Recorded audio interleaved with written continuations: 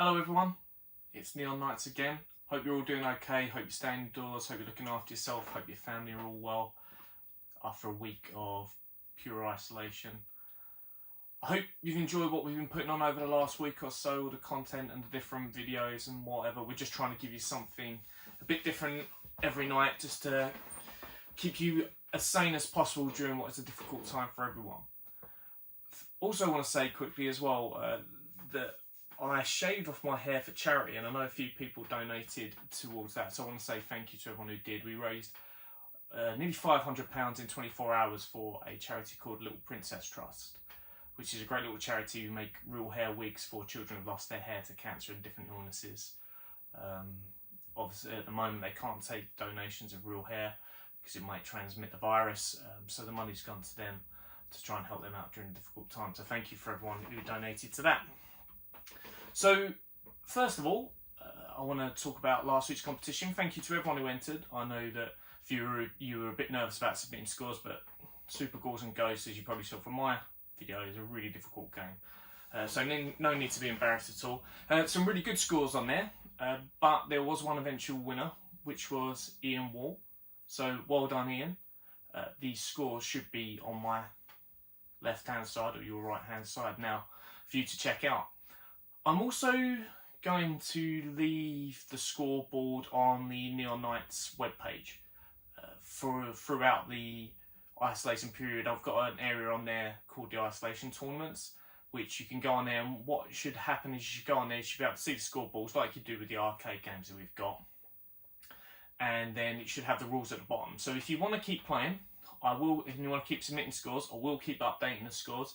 So if you see a game that you like on there, but you know you've missed a week that we're doing it, don't worry, just keep submitting the scores, and that'll be the case for all the games that I do going forward. So on to this week's game. So I've learned from a few of the mistakes that I made doing Super Ghouls and Ghosts with the scores and whatever, and how that was slightly difficult.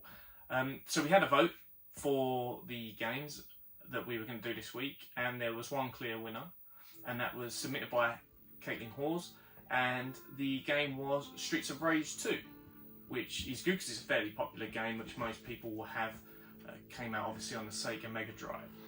Fantastic game. I've been playing it this morning, just trying to get through it and trying to think of a competition that we can do for it that would be good for everyone to get involved in.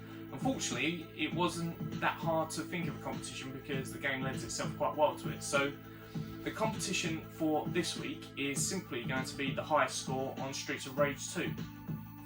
The difficulty will be normal, and the life set to 3, which is the default setting as you start the game.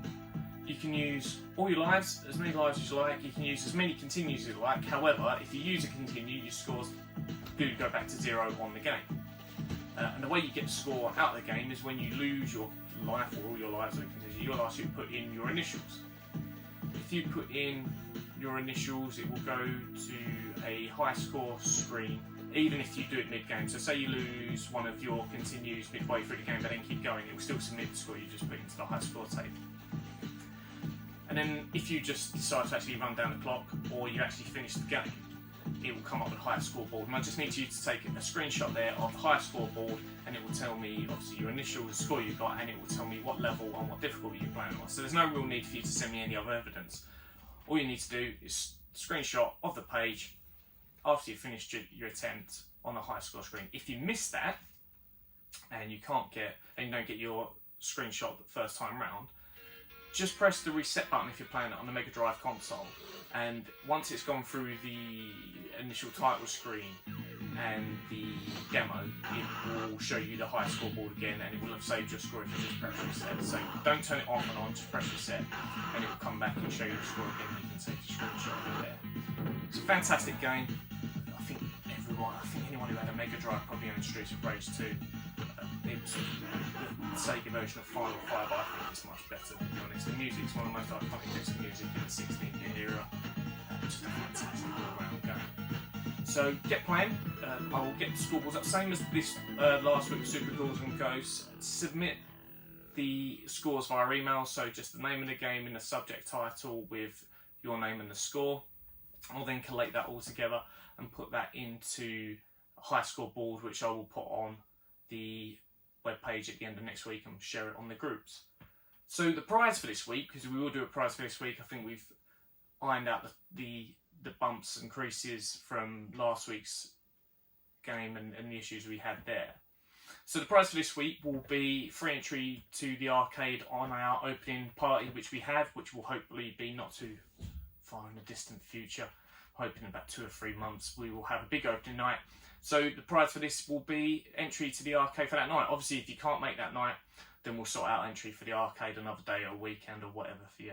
So get your score submitted into us. As I say, it's just to remind you, Streets of Rage 2, difficulty setting normal, the amount of lives free, which is exactly the same as it is when you start up the game.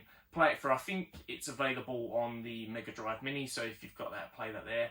If you've got the original Mega Drive in the game, of course you can play it there. Hopefully you enjoyed the game, hopefully you're enjoying all the bits we're doing this week. Again, if there's anything you want to see at all, submit it over to us and I'll get it looked at and see what we can do. If there's any games that you think would be good for next week, I'll start up a new post for you to submit games to. Get the group shared out, get the Isolation Tournaments group shared out, because the more people that get involved, the more interesting it is. If you want to do videos of your attempts, that's great, just send them over to me and then we'll get them put on the groups and on the webpage as well. So look after yourself this week, stay isolated, stay at home, hope you enjoy the game and I'll speak to you soon.